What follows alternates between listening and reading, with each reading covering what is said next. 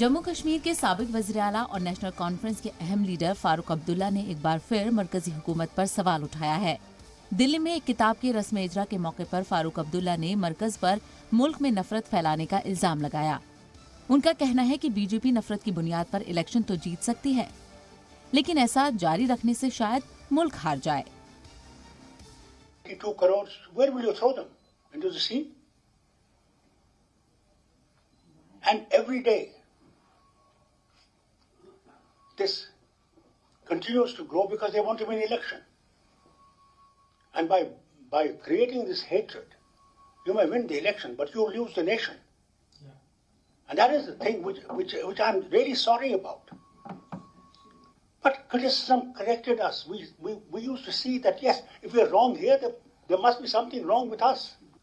See, unless you have criticism, and a positive criticism, not a criticism for just the sake of criticism, you're not going to make a nation. Farooq Abdullah ने PM Modi के चीन पर ना बोलने और ऐवान से गायब रहने पर भी सवाल खड़े किए। I tell them in the parliament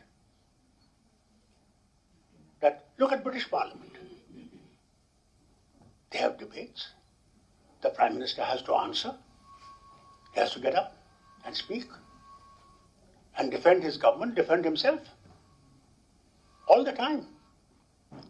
And the opposition pulls him as hard as they can. Look at us. I sit in the parliament. We ask them questions. We say, look, let's discuss China. Why don't you discuss China? Why don't you tell us what really is on the ground? What is the relationship with Pakistan?